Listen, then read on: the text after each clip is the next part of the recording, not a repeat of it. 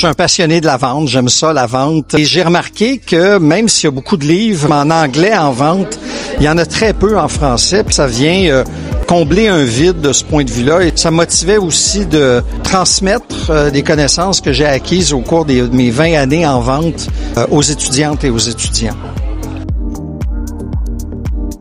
J'insiste beaucoup sur l'importance de la planification des ventes.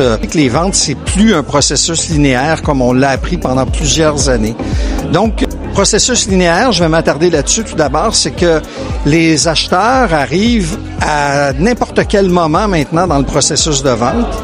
On doit être prêt à les accueillir en tant que représentant ou représentante à tout moment.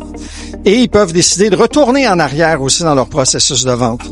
Mais je reviens sur l'importance de la planification, l'importance de planifier chacune des interactions avec notre client ou notre cliente, quel que soit le moment ou l'étape de son parcours client dans lequel il ou elle se retrouve. C'est-à-dire, ça peut être au niveau de la prospection quand on fait le premier contact, ça peut être au moment de la négociation. Donc, j'insiste beaucoup sur l'importance de la planification de chacune des interactions. Milieu, en fait, je parlerais de deux milieux différents. D'abord, pour le milieu universitaire, le livre est super important parce que nos étudiants doivent apprendre ce que c'est les ventes, doivent apprendre ce que c'est le développement des affaires. Et je considère que, en fait, tous les étudiants en gestion devraient avoir cette opportunité-là parce que même si on travaille pas en vente ou en développement des affaires, on va être appelé à faire de la négociation. Si on est appelé à négocier avec des clients, évidemment, mais on va être appelé à négocier avec des collègues de travail, on va être appelé à négocier avec des patrons. Donc, comprendre des éléments de négociation, c'est vraiment important pour qui que ce soit en gestion. C'est la même chose pour répondre aux objections. On va avoir des objections continuellement dans notre vie quand on fait des présentations. On doit savoir comment répondre aux objections. Et encore, on pourrait parler de réseautage. C'est important de savoir comment réseauter avec les gens. Donc, même si on n'est pas en vente, même si on n'est pas en développement des affaires, le réseautage est important pour le développement de sa carrière professionnelle. Donc, ça, c'est pour le milieu universitaire.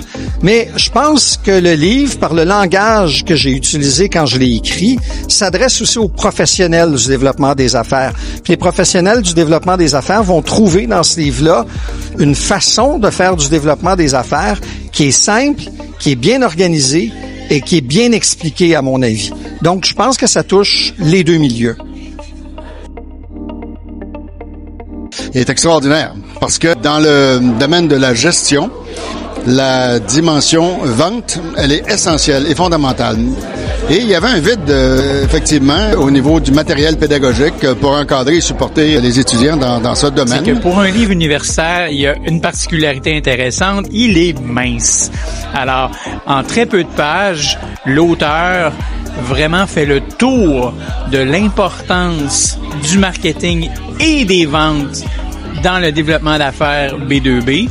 Pour moi, c'est un livre incontournable. C'est un livre de référence qui va être très utile et moi, je le conseille vraiment non seulement aux étudiants, mais aux experts du domaine, encore une fois, à cause de sa simplicité.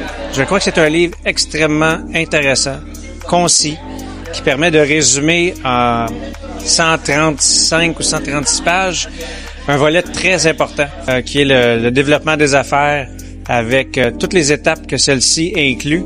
Et puis, j'ai bien espoir que ça va donner le goût aux étudiants de s'y intéresser et de s'intéresser à la vente encore plus parce que c'est un domaine extrêmement intéressant qui gagne à être connu.